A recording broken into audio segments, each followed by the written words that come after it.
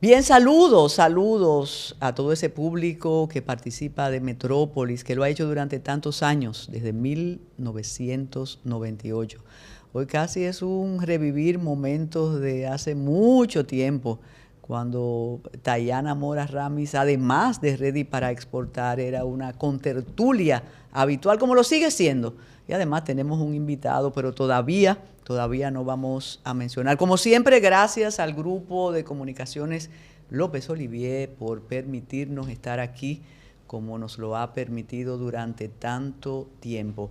Metrópolis, el equipo de Metrópolis se suma también, Tayana Mora Ramis. Queremos extenderle un abrazo solidario a Carlos Polanco, nuestro editor, productor, jefe, parte importante de este canal y del Grupo López, porque ha perdido a su padre, una persona que para él fue muy importante y ayudó a esa formación estupenda que tiene Carlos Polanco, que tienen sus hijos, que tiene Clara ya con nietos, un muchacho que vimos realmente muy joven aquí en Metrópolis. Bueno, y entre las noticias internacionales, este fin de semana, el tema ha sido Donald Trump con las deportaciones. Me preocupa mucho el fundamentalismo anti-Trump que hay. Importante también el desliz de Petro, que por un instante pensamos que había revivido Fidel Castro y después nos dimos cuenta que sencillamente fue vencido. Fue vencido por el estilo atropellante, naturalmente, de Donald Trump, y se dieron cuenta que hay que quedarse en su lugar mientras tanto. Esto pasará y a nosotros nos va a tocar esta semana con la visita del secretario de Estado, que no sabemos qué trae por ahí. El accidente que ocurrió en Washington a mitad de semana ha puesto en autos los controles y los descontroles en la aviación del país más poderoso. Dicen los que llevan estadísticas en accidentes de aviación que es inusual un accidente en el aire. Veremos si tendremos informes durante todo este tiempo. Tayana Mora Ramis, qué bueno tenerte aquí realmente como en los buenos tiempos. Ya tenemos 2 buenos tiempos. Y qué bueno además que se reintegre una persona que ha sido determinante en Metrópolis. Cuando usted viajaba por el planeta, como sigue viajando, Daniel Pou Suazo fue un contertulio habitual, querido por todo este equipo de Metrópolis. Además, tú sabes, esas características de Daniel, de teórico, capitaleño, subversivo, cuando ese muchacho comenzaba a hablar de armas y de lo que eran nuestros estamentos de seguridad, todo este equipo de Metrópolis se fascinaba. Lo perdimos un tiempo, porque tú sabes que las obligaciones oficiales restan, ya no es el mismo, tú no dispones de tu día como ahora, bueno, profesor, investigador, pero ahora yo creo que vamos a seducirlo con nuestros encantos, Tayana, a ver si lo tenemos más frecuente aquí en Metrópolis, y como es natural, ya hablé en sureño, hablaremos de reforma policial y todo eso. ¿Cómo está todo? Bueno, estamos muy bien y muy ansiosos aquí como tú dices, de reintegrar a Daniel al programa. Daniel, fuiste un crítico pertinaz, constante del estamento policial en la República Dominicana. Luego te correspondió o te ha correspondido desde adentro tratar de utilizar todos tus conocimientos. Lo hiciste a final de gobierno pasado, lo hiciste en esta administración con más responsabilidades, y casualmente con la última designación de otra comisión de notables que mediante decreto decidió el presidente. Queremos tu evaluación. ¿Cómo va la reforma policial? ¿Cuánto hemos logrado 4 años después de toda esta retórica para tratar de tener una policía suiza en el Caribe? Bienvenido de nuevo con todo el afecto. Antes de iniciar la respuesta a tu planteamiento, yo me siento aquí sumamente halagado y acogido, porque tenemos a Dayana Mora, una persona que goza de mis afectos, respeto y admiración sobre todo. Un descubrimiento, esa amistad suya y de Dayana me sorprendió y me tranquiliza, porque Dayana es muy selectiva. Sí, somos de la misma cuadra, así que no hay problema. Bueno, el ausentismo mío en este programa no inició con mi incorporación a un nivel de consultor de tercera categoría que he sido, sino cuando usted fue una miembro importante, trascendente y de primer orden de la Junta Central Electoral. Porque usted no quería verme como miembro, porque yo no dejé de hacer ninguno de los programas, porque sabía cuán efímeras son esas funciones, y más después de la plaza. Usted me dejó de invitarme porque parece que mis opiniones podrían dar una imagen de que usted estaba comprometida con algún bando. Entonces, como yo nunca he estado en territorios neutrales, ahora sí lo arreglo. Entiendo perfectamente pues que usted haya prescindido de mi presencia en el programa. Sí. Me gustó lo de territorios neutrales, lo anoté aquí. Sí. Yo no estoy en territorio, yo siempre estoy en contra de alguien, siempre, y en pos de algo. Mira, con relación a lo que se está trabajando en la policía, yo le tengo la mala noticia de decirle que yo pertenecí a la comisión ampliada inicial que hizo el diagnóstico.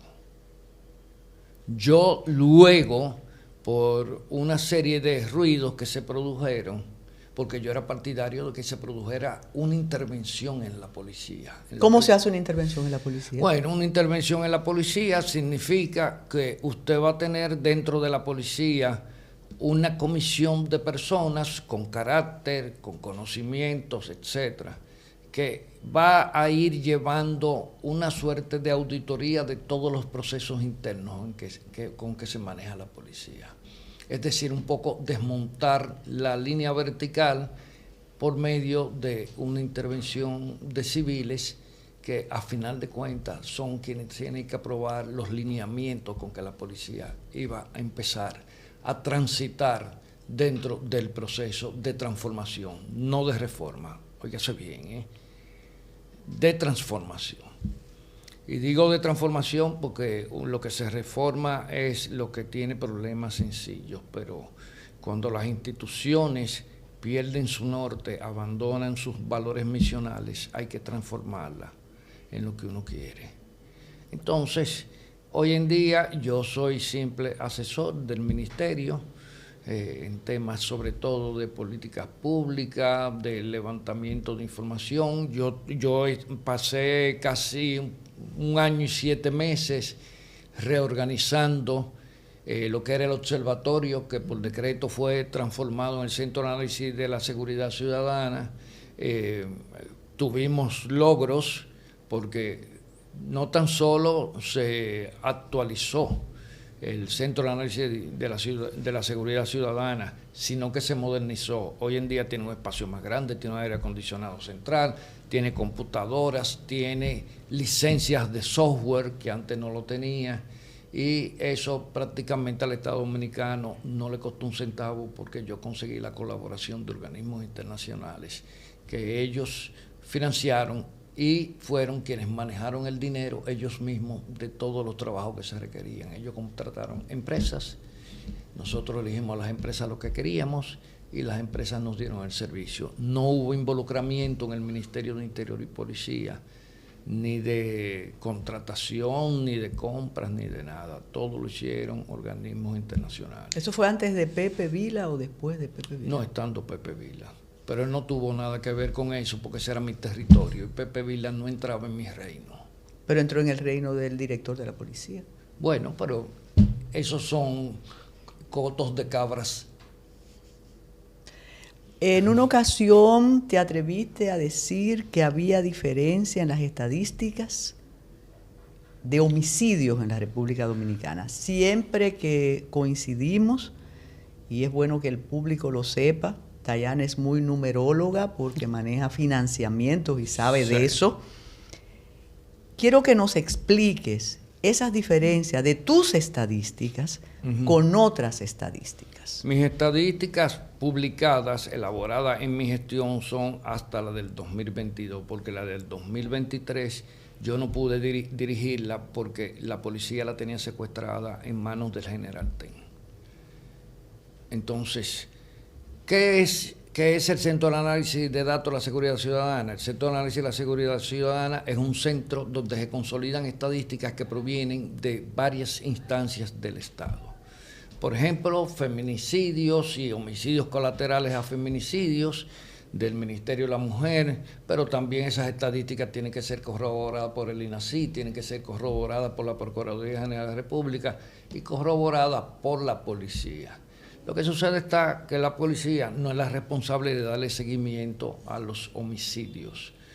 El seguimiento de los homicidios lo hace la Procuraduría General de la República, que por cierto presenta muchos problemas porque la Procuraduría no está digitalizada porque su sistema informático fue destruido en los últimos meses del gobierno de Danilo Medina, totalmente destruido, que había sido una donación de casi de $10 millones de USAID. ¿Y en 5 años no pudieron restablecer eso? Bueno, lo que pasa está que se ha ido restableciendo cuantitativamente, parece que no hay los fondos disponibles y eso representa un obstáculo. Ahora, ¿cuál es el problema en República Dominicana con las estadísticas de homicidio? Es el siguiente: en el año 2016, República Dominicana suscribió un acuerdo que se llama el Clasificador Internacional de Delitos, que es un documento de Naciones Unidas, de la UNODC. Y en ese documento hay una serie de protocolos que tienen que llevarse para las estadísticas. Primero, se excluyeron de las estadísticas, y eso es cierto, de homicidios sociales y de homicidios delictivos, los muertos en intercambio de disparos. ¿Por qué? Con las fuerzas de seguridad. ¿Por qué? Porque se supone que las fuerzas de seguridad no salen a matar gente para delinquir, ni por conflictos sociales. Eso es uno. No toquemos el fondo, que eso tendría un capítulo aparte. Pero se incluyeron todas las personas heridas y que luego fallecen en el transcurso del año por causa de las heridas. Mucha gente que queda en estado neurovegetativo porque le dieron un balazo en la cabeza. Tú sabes que al término de los 6 o 7 meses, lamentablemente, esas personas fallecen porque vienen una serie de situaciones degenerativas. Aquellas personas que reciben disparos en la columna, en una infinidad, que le dan un disparo en el hígado con una bala explosiva, le destruyen el hígado. Entonces, ¿qué pasa? Como yo dije en el 2022, en un país que tiene una tasa de heridos de 29 heridos por cada 100.000 habitantes, por lo menos 40% de esos heridos mueren. ¿Cómo es posible que la policía diga que yo no tengo cifras exactas? Porque ellos se quedan solo en los muertos in situ, los que mueren en la escena del acto de violencia o en el hospital, pero de manera inmediata, prácticamente de manera inmediata. Quizás le dan seguimiento 2 o 3 días, pero nosotros incluso conseguimos una donación para poder articular al Ministerio de Salud Pública y darle seguimiento por 1 año a esos heridos. ¿Y la data de ese departamento, de dónde sale? ¿De dónde se nutren? Se nutre, como te decía, del INACIF, de la Procuraduría General de la República, del Ministerio de la Mujer. Se toman todas las datas de la DNC. ¿No es de recorte de periódicos? No, señora. Por eso volví, porque había una crítica a eso en recorte de periódicos y por eso nunca se puede establecer la veracidad de esa. No, eso es falso. Incluso estábamos haciendo coordinaciones con los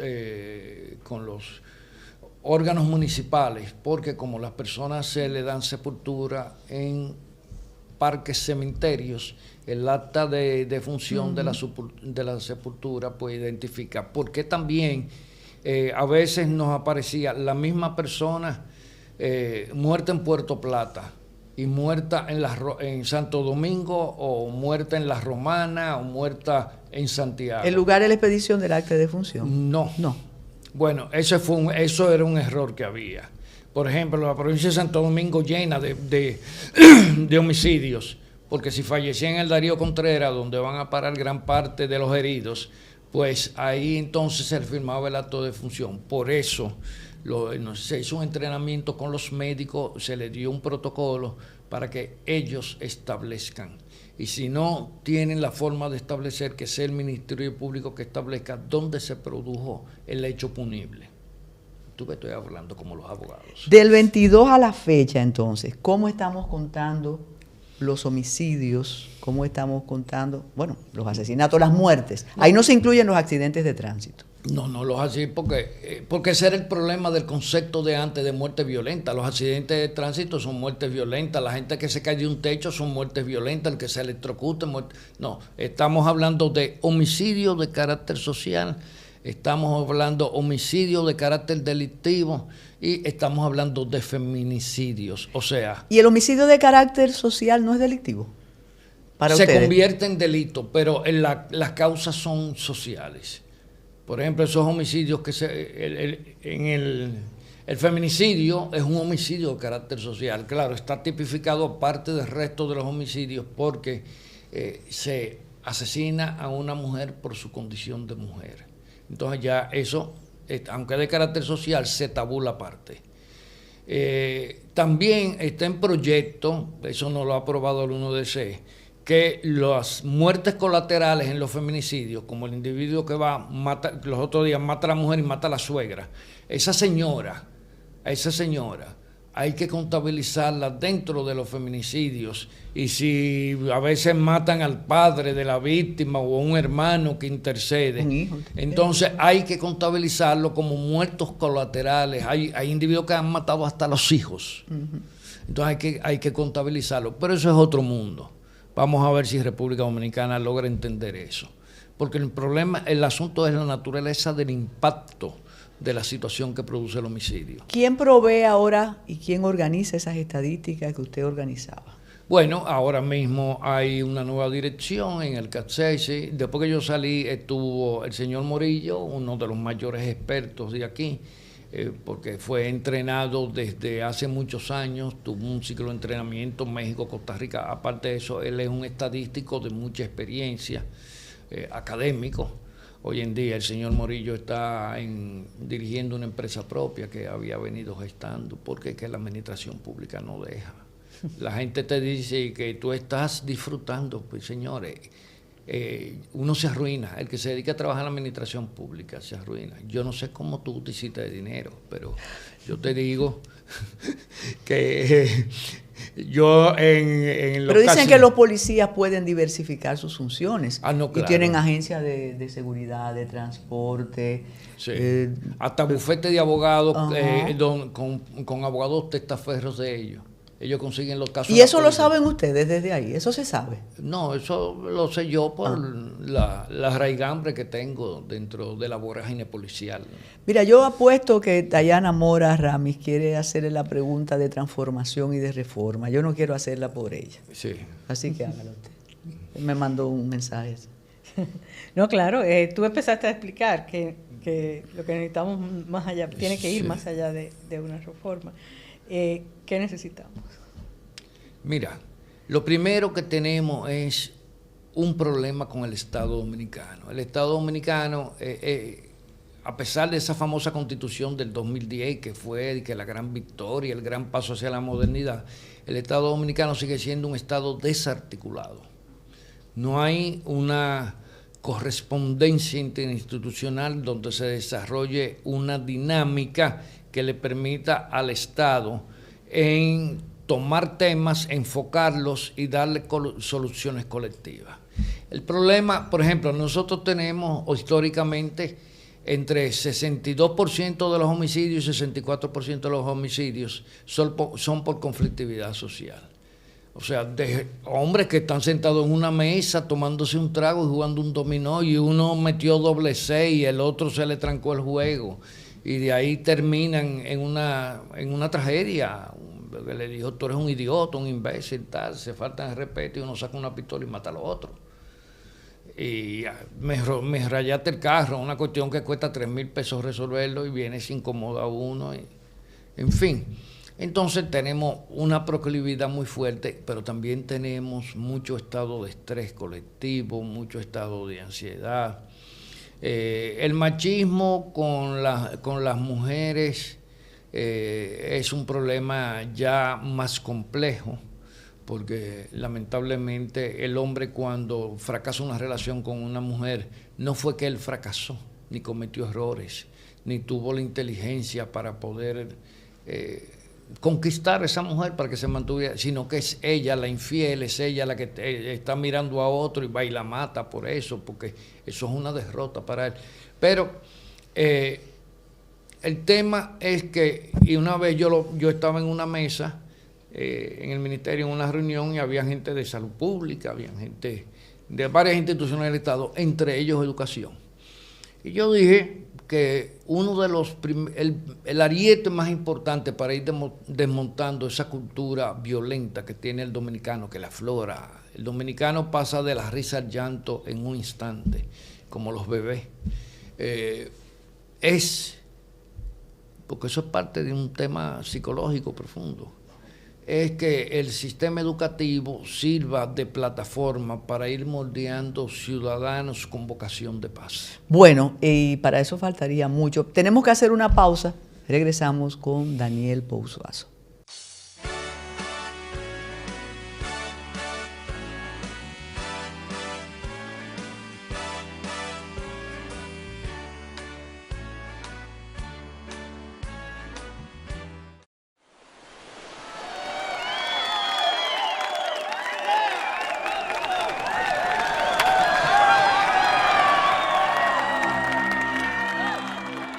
Hemos dado tantos pasos, hemos hecho sueños realidad. En cada esquina de esta tierra vemos toda la felicidad. Oh, oh, oh. Siempre le damos allá. Equipo que no se rinde, gente buena que da más. En Banreservas ponemos el corazón en el crecimiento de nuestro deporte, comprometidos en todo momento y ocasión en ser el banco de todos los dominicanos. Desde el corazón de nuestras aduanas, el comercio fluye gracias a la entrega de miles de dominicanos que trabajan arduamente para abrir las puertas a una nueva era de oportunidades. Oportunidades de crecimiento que se viven en cada rincón del país. Lo que empezó como una nueva ley de aduanas fue tan solo el primer paso en una serie de iniciativas que hoy nos convierten en el enlace estratégico entre nuestra región y el resto del mundo. De la mano de una gran visión y liderazgo, nos convertimos en el nuevo hub logístico de la región, activando la economía, creando oportunidades y entregándolas a aquellos que, como nosotros, trabajan todos los días por el futuro de nuestro país. Porque son esas pequeñas victorias, esos grandes logros y esos momentos inolvidables los que nos motivan a seguir trabajando, evolucionando y transformando nuestras aduanas para construir esa República Dominicana con la que todos soñamos.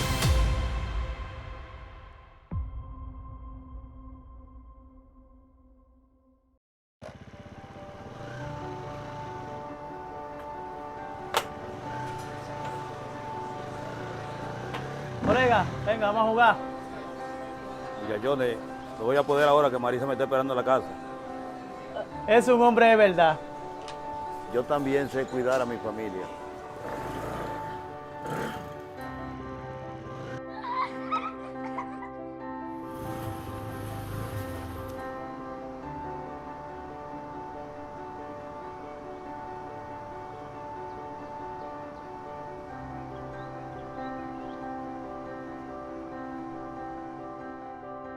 La equidad comienza en casa, donde cada rol tiene su valor.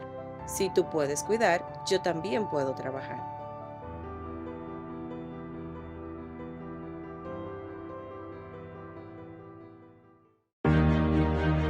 La Alcaldía del Distrito Nacional trabaja en 270 filtrantes e invernales, 350 metros lineales de alcantarillas y 32 registros que la Alcaldía del Distrito Nacional está construyendo para mitigar los efectos de las lluvias producidas por el cambio climático.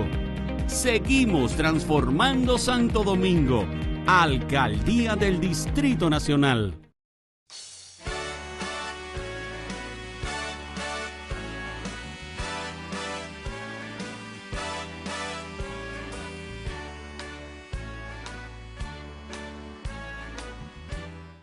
Bueno, Daniel Pou Suazo, usted dijo algo así, lo dejó caer, una policía secuestrada por el general Ten. Yo aposté siempre, desde afuera, no me presuma inocencia, pero vamos, que el general Ten fue parte del inicio de la reforma, después de la lección que nos dio de transformación y reforma, de la reforma de la policía. ¿Usted no cree eso?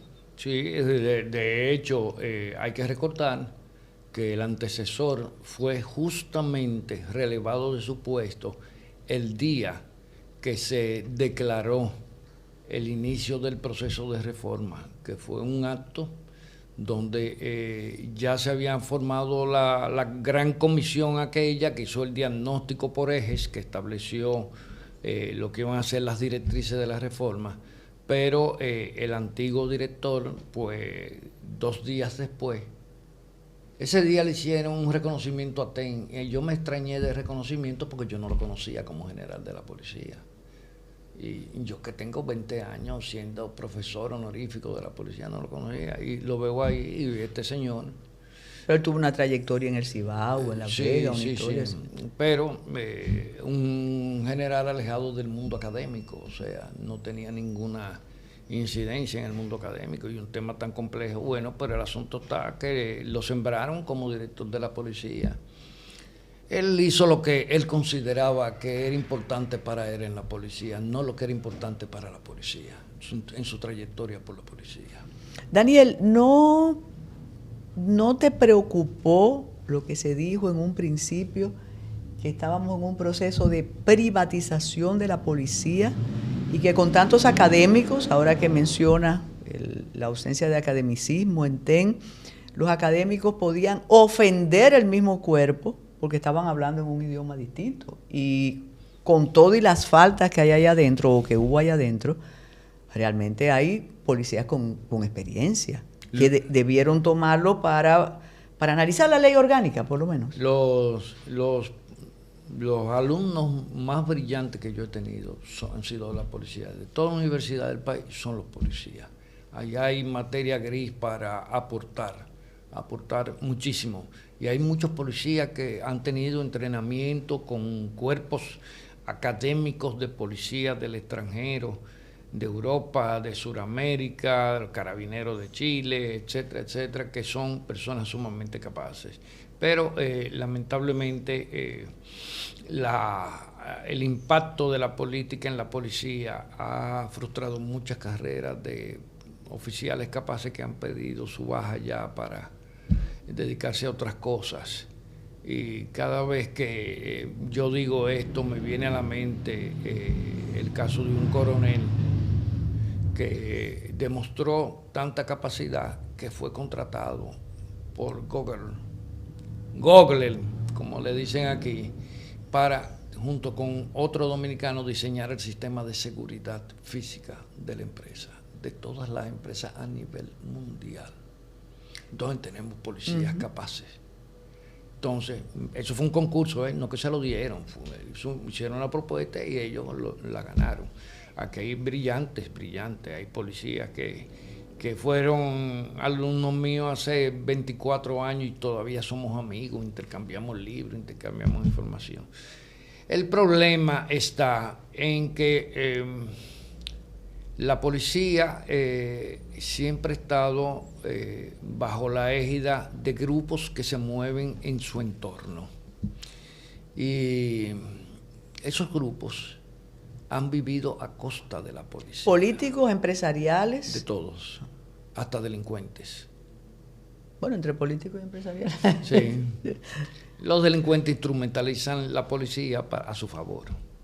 O sea, gente que se dedican incluso al crimen organizado, la han instrumentalizado a su favor.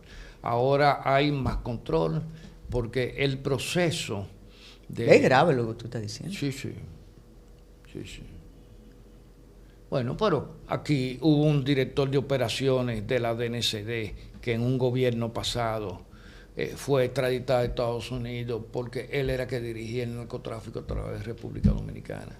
Lo que pasa es que a Estados Unidos nunca le ha interesado erradicar el narcotráfico, ellos lo quieren controlar. Entonces le echan 2 años de prisión, 2 años y medio, y luego te lo devuelven. Y él viene a disfrutar todo su dinero. Pero volviendo a ese periodo, y recuerdo haberlo compartido con Servio Tulio Castaños, yo le decía en un foro público, le decía, ¿por qué ustedes divulgaron ese informe que degrada a la policía? Eso afecta psicológicamente al cuerpo. Y él dijo en público que fue por orden del presidente de la República. Sí. Eso fue una apuesta arriesgada, ¿no? Sí, ese informe se divulgó en la voz del señor de Vila. Una vergüenza. Yo estaba ahí presente, claro, sentado en primera fila, porque ese día se me hizo un reconocimiento a mí. ¿Quién recomendó a Vila? Mira, dicen que él trabajaba en el 1DC. El 1DC quería salir de él porque el individuo actuaba como una tumoración extraña, como toda tumoración. Entonces causaba mucho ruido. Entonces alguien lo recomendó aquí al país. Y fue una manera de quitárselo encima para que él saliera con su jubilación y ya. Porque Vila, de acuerdo a mis investigaciones, lo que trabajó fue política para prevención del SIDA en la Comunidad de Madrid. Él, evidentemente, sus conocimientos sobre policía, elementos doctrinales, esas cosas, eran muy generales. Quizás tú tenías más que él.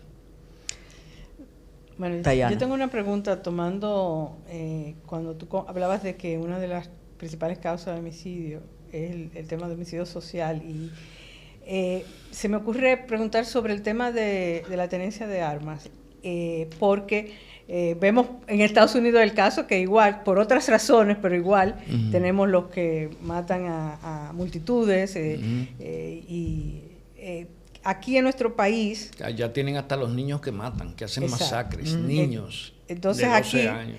Son más en ese contexto social que tú decías.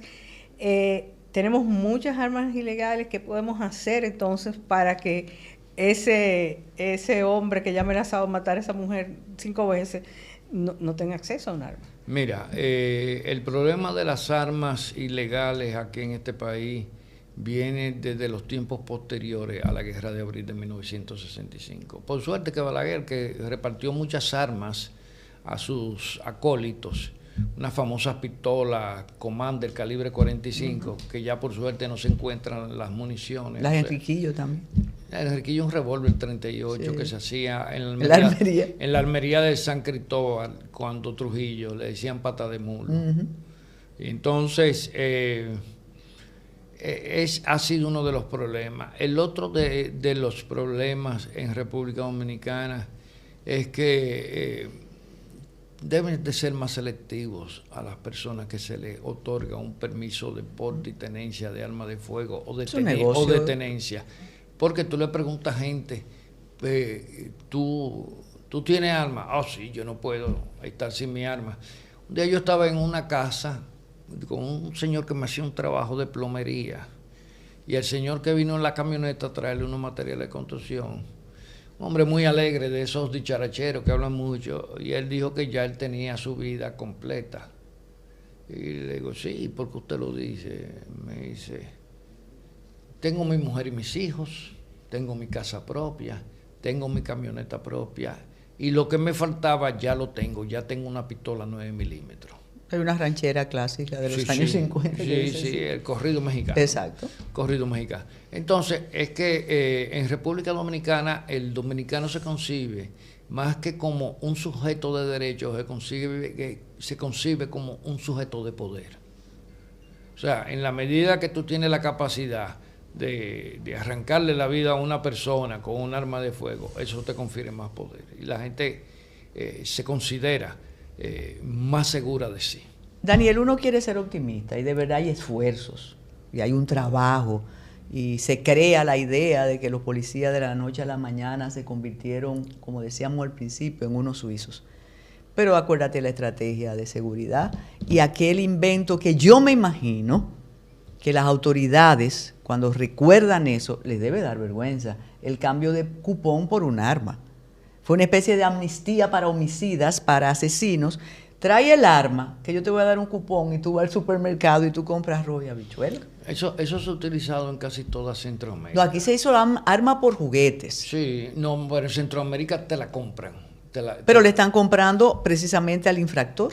No, lo que pasa está que esas armas... Pero eso se quedó ahí. Esas armas, la mayoría, son armas que están guardadas. Realmente era un museo. Lo que se pudo colectar fue un museo de armas de fuego que ya ni pertrechos existían. Porque hay que decir, si tú ves en República Dominicana, en el año 2009-2010, Flatso hizo un estudio en todo el continente que se llama Armas Cortas y Ligeras, una amenaza para la seguridad hemisférica. Está gratuito, lo puedes buscar en la web. No tiene que entrar a la página de Flatso. Lo coordinó, para ese tiempo era Francisco Rojas Aravener, el secretario general de Flatso. Acababa de salir Wilfredo Lozano de Flatso. Bueno, a mí me tocó el Caribe, el estudio en el Caribe. En República Dominicana, de acuerdo a un trabajo que nosotros hicimos, habían cerca de 600.000 armas de fuego ilegales en las calles de República Dominicana. Eso es de espanto. 600.000. Eso significaba que de cada varón que oscilaba entre 20 años y 70 años, 2 estaban armados. Por cada 100 varones, 2 estaban armados. Y hace un tiempo no se hablaba del tráfico de armas a través de la frontera. Eso en, es un ese negocio tiempo, en ese establecido. tiempo estaba en boga. Ese era el tema que está. ¿Más que ahora? Porque aquí, ¿qué tráfico de armas de Haití no viene para acá? Una pistola vale en Haití mucho más de lo que se puede vender en República Dominicana. El tráfico de armas Haití fue cuando se desbarató el ejército, la policía y todo eso. Entonces, esas armas empezaron a fluir a República Dominicana. Pero ya hoy en día esas no son las armas que andan en la calle de República Dominicana. Las armas que hay en la calle de República Dominicana son las que han entrado con los alijos de droga. Porque antes las armas se traficaban por un lado y la droga por otro. Después empezaron a utilizar una vía, empezó a traficarse droga, armas, dinero, todo eso. Y otra cosa, si yo te lo digo, ¿tú sabes cuántas armas se roban aquí todos los años? Entre 350 y 400 armas de fuego. Bueno, y descubrieron un tráfico de armas desde la policía hasta Haití. Ahora hacemos una pausa para compartir con Tayana Mora Ramis y Ready para Exportar. Adelante.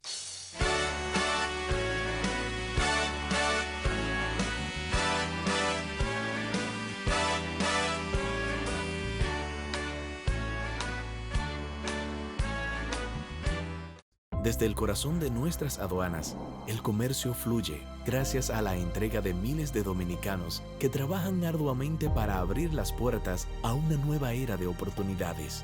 Oportunidades de crecimiento que se viven en cada rincón del país. Lo que empezó como una nueva ley de aduanas fue tan solo el primer paso en una serie de iniciativas que hoy nos convierten en el enlace estratégico entre nuestra región y el resto del mundo. De la mano de una gran visión y liderazgo, nos convertimos en el nuevo hub logístico de la región, activando la economía, creando oportunidades y entregándolas a aquellos que, como nosotros, trabajan todos los días por el futuro de nuestro país. Porque son esas pequeñas victorias, esos grandes logros y esos momentos inolvidables los que nos motivan a seguir trabajando, evolucionando y transformando nuestras aduanas para construir esa República Dominicana con la que todos soñamos.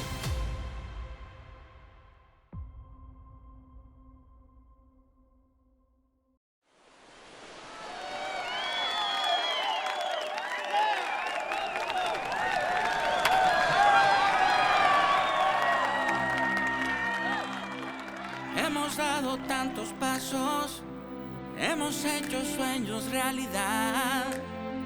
En cada esquina de esta tierra vemos toda la felicidad,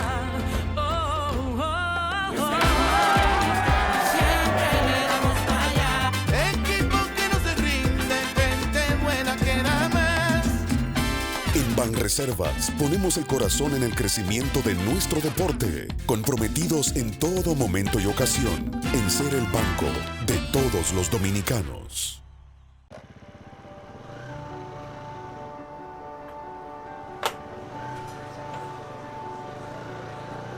Colega, venga, vamos a jugar. Muchachones, no voy a poder ahora que Marisa me está esperando en la casa. Es un hombre de verdad. Yo también sé cuidar a mi familia.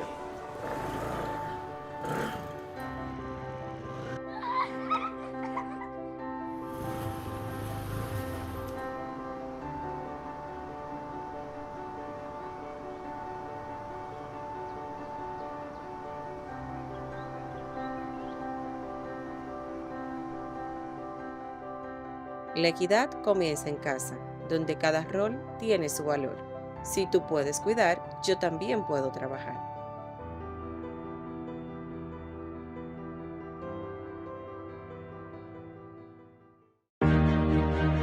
La Alcaldía del Distrito Nacional trabaja en 270 filtrantes e invernales, 350 metros lineales de alcantarillas y 32 registros que la Alcaldía del Distrito Nacional está construyendo para mitigar los efectos de las lluvias producidas por el cambio climático.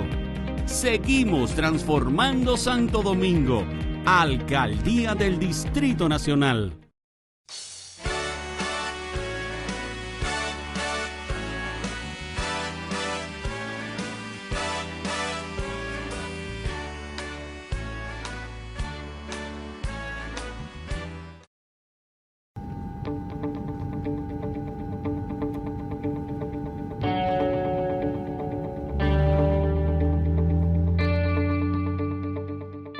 Muy buenas, amigos de Ready para Exportar. Para nosotros poder entender este 2025 tenemos que buscarnos los expertos, porque las sorpresas ya termina enero, hemos terminado enero y ya las sorpresas en todo enero fueron varias. Entonces tenemos aquí una voz muy autorizada para hablar de eso. Katrina Naut es especialista en comercio internacional, ex embajadora de la República Dominicana ante la Organización Mundial del Comercio, ex directora de Comercio Exterior de la República Dominicana. Y bueno, pues Katrina, bienvenida.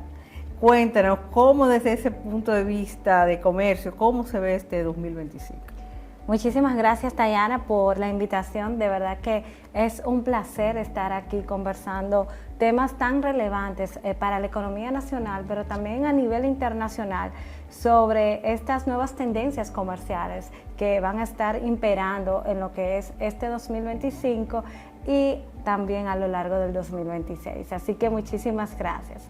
Respondiendo a tu pregunta, tengo para decir que este 2025 lo vemos con mucha incertidumbre porque tenemos a el principal socio comercial de la República Dominicana, los Estados Unidos, y también para la mayoría de los países de América Latina y el Caribe, con un nuevo mandato, una nueva visión, una nueva política y nuevas medidas adoptadas. Y esto lo pudimos ver el domingo pasado con el domingo de tensión que se vivió internacionalmente a raíz de lo que fue el conflicto Colombia-Estados Unidos, la posición del presidente Trump de aumentar aranceles esta semana un 25% y la semana siguiente a un 50% por no aceptar 2 aviones de deportados de migrantes colombianos. Todo esto quedó hacia atrás porque el presidente Petro tuvo que aceptar las condiciones de los Estados Unidos, pero ahí vimos cómo un país con suficiente poder económico puede incidir en crear cierta inestabilidad en un país de América Latina, de lo cual no escapa la República Dominicana, simplemente por no ver la misma visión política que tiene ese país desarrollado en ese momento. Entonces vemos mucha incertidumbre también porque el presidente Trump, y hablo del presidente Trump porque nosotros, países pequeños como República Dominicana, Colombia, los países de Sudamérica, cuando a Estados Unidos le da gripe, a nosotros nos afecta. Y eso es una realidad con la cual nosotros debemos de vivir. Y vemos que tenemos un país con una visión muy proteccionista, que quiere proteger a lo que son sus industriales, sus industrias, como ellos mismos dicen, hacer América primero y que todo se concentre en lo que es América. Pero no es América en el continente en sentido general, sino América, Estados Unidos como una primera potencia. Disminuir la influencia con China es una de las visiones y ahí vemos cómo se ha avecinado que se quieren imponer aranceles no solamente a Colombia como se hizo, sino también vimos lo que pasó con Cuba, que se sacó al país de la lista de antiterrorismo. Con Venezuela también, que se quiere eliminar las importaciones de petróleo. Con China, que se está diciendo que se quieren aumentar los aranceles hasta un 60%. Y todo esto tiene un impacto en la economía dominicana. ¿Por qué? Porque afecta la cadena de suministros, también eleva lo que es acceder a esos bienes, a esos insumos, a esa materia prima que es extranjera y que no necesariamente viene con un arancel preferencial a la República Dominicana. Entonces, yo entiendo que será un año donde va a haber, como dije al principio, mucha incertidumbre, también un año donde mundialmente pueden haber muchas tensiones comerciales. Lo vimos en el primer mandato de Trump y vimos cómo esa guerra de aranceles se avivó entre China, Estados Unidos y demás. Entonces creo que tenemos un año muy desafiante como América Latina, como país, y ahí hay opciones de políticas que nosotros mismos podemos adoptar de manera que nos podamos integrar aún más. Sí, definitivamente la inversión, el comercio no quiere con la incertidumbre, porque obviamente al contrario, mientras más certeza tú tienes, más entonces es propicio para invertir. Y nosotros, por ejemplo, como país estamos desarrollando una estrategia de nearshoring, una estrategia para semiconductores, contando con una política determinada de Estados Unidos, pero que ahora de repente no sabemos realmente si vamos a contar con las preferencias que se supone que el DERECAFTA, por ejemplo, nos da de acceso preferencial a ese mercado, y por lo cual mucha gente viene a nuestras zonas francas a fabricar. ¿Tú crees que se atreverán a romper los acuerdos? Ya él ha amenazado con el de México, con el de Norteamérica. Mira, ya él ha amenazado con una renegociación del acuerdo entre México y Canadá. Y lo que vimos en el pasado fue que estos países tuvieron que acceder a una nueva negociación. Entonces, yo no escatimo que así suceda en un futuro, pero tenemos que ver porque cada día sucede algo nuevo en Estados Unidos, entonces como que todo es muy cambiante. Ahora, en cuanto a República Dominicana y la política del nearshoring y específicamente de semiconductores, eso yo creo que puede fluir de manera positiva, de manera que la República Dominicana pueda atraer inversiones extranjeras, específicamente de Estados Unidos y también de otros países por igual. México es una gran competencia. México ha sido el gran ganador, según las estimaciones del BID, en cuanto a la atracción de esos nuevos inversionistas. Pero aquí lo que yo veo es que si bien nosotros comercialmente tenemos la manera por el DERECAFTA, por garantías que tenemos vigentes, yo creo que nosotros también tenemos que pensar en no solamente traer la inversión, sino, ok, tenemos la inversión, pero tenemos suficientes recursos humanos calificados para tener esa inversión en República Dominicana, para tener esa mano de obra que necesite esa inversión. Tenemos aquí suplidores que puedan darle insumos a esas zonas francas que se van a establecer en República Dominicana, porque muchas de ellas se establecen en República Dominicana en el marco de los incentivos fiscales que establece nuestra legislación, pero todos los insumos, sus materias primas, sus bienes y demás son importados. Entonces, solamente se concentra ese beneficio en la zona franca y no se traduce en la economía en sentido general. Entonces, para responder tu pregunta, yo diría que sí, nos podemos seguir beneficiando, pero esto tiene que ir de la mano, que no solamente es de promocionar la inversión y promocionar esas bondades fiscales que tiene la República Dominicana, sino que tiene que ir con un plan mucho más denso de tener recursos humanos calificados, pero también tener empresas que cumplan con los requerimientos que exigen esas zonas francas para sus mercados internacionales. La protección, el proteccionismo de los países no empieza ahora con Trump, sino que ya hemos visto cómo los países reaccionan a sus crisis o a sus situaciones actuales, ya sea política o económica, y estamos viendo que todo eso que se logró, que culminó con establecer la Organización Mundial del Comercio, se ve amenazado. En el caso de Estados Unidos, ya Trump salió de la Organización Mundial de la Salud, por ejemplo. ¿Cómo tú ves ese multilateralismo y el futuro de la misma OMC de cara a esta realidad, a esta nueva realidad? Bueno, de cara a esta nueva realidad lo veo muy frágil porque en su momento, cuando se vivieron las tensiones comerciales entre China y Estados Unidos, a mí me tocó representar a la República Dominicana, yo estuve ahí, yo lo viví, y la Organización Mundial de Comercio no fue capaz de poder detener lo que sucedió. Entonces aquí yo veo un tema de gobernanza del organismo que debe de tener la potestad para incidir en los países para que no adopten medidas que sean incompatibles con compromisos internacionales previamente asumidos en la organización. Y lamentablemente la OMC no pudo jugar su rol en la tensión o conflicto entre China y Estados Unidos, pero tampoco lo pudo ejercer en el COVID-19.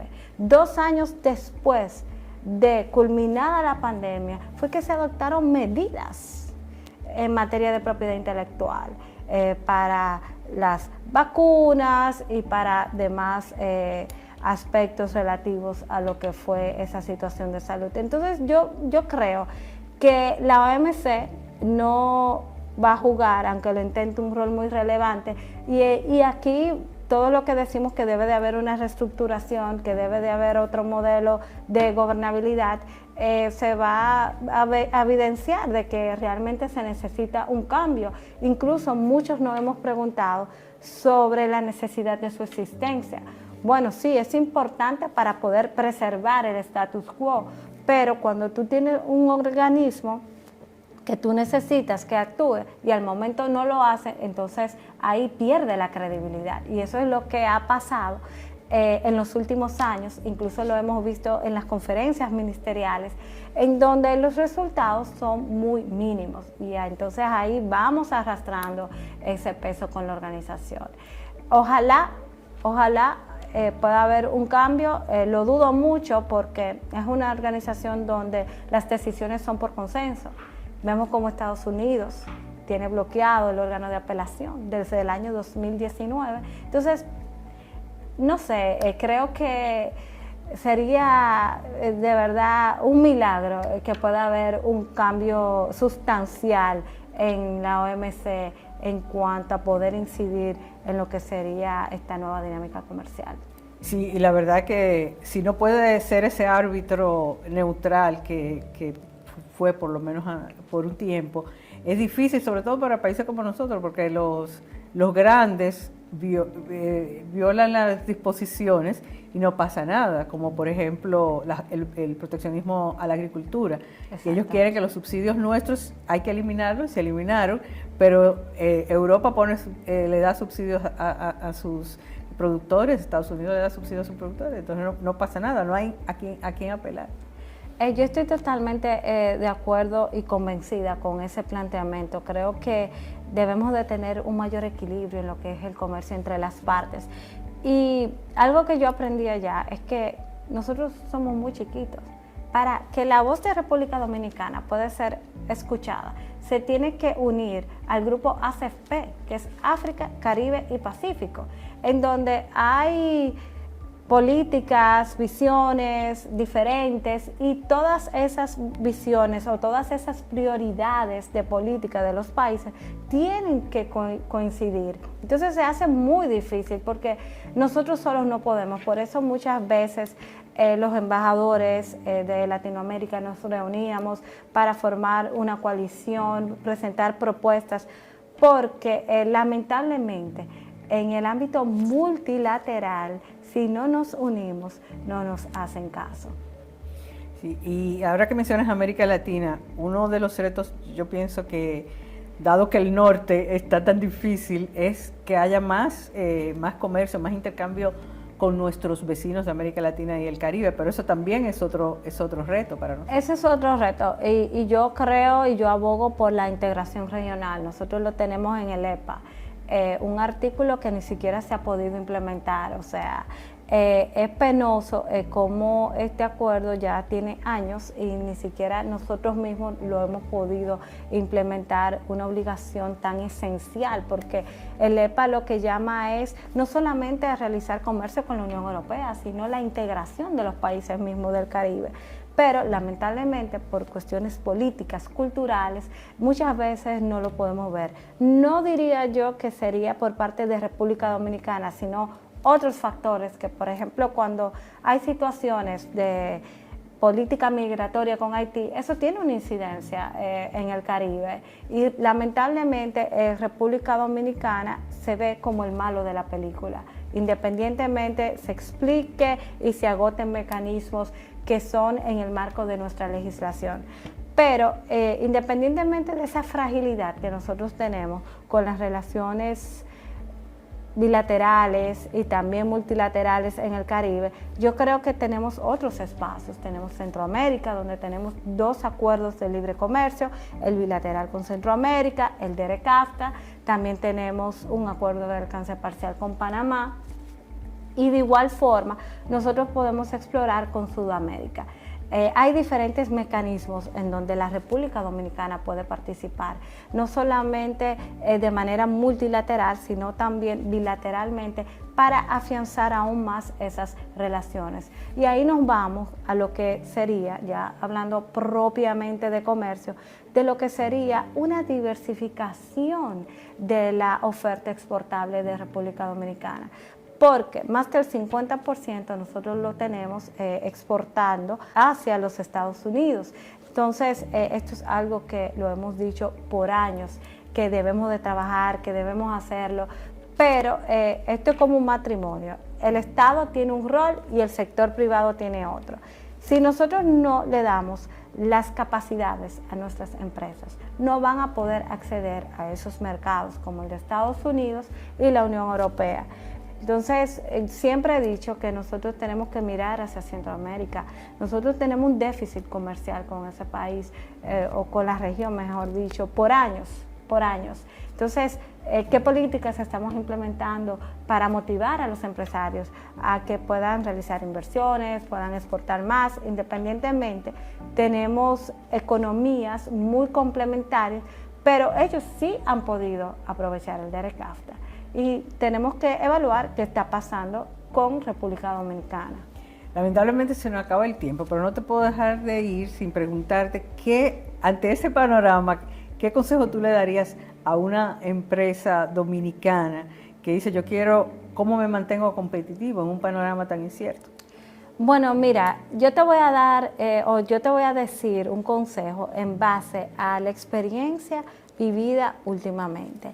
Y para una empresa poder acceder a mercados internacionales, poder mantenerse competitivo en el mundo de hoy, tiene siempre que innovar y hacer uso de las tecnologías.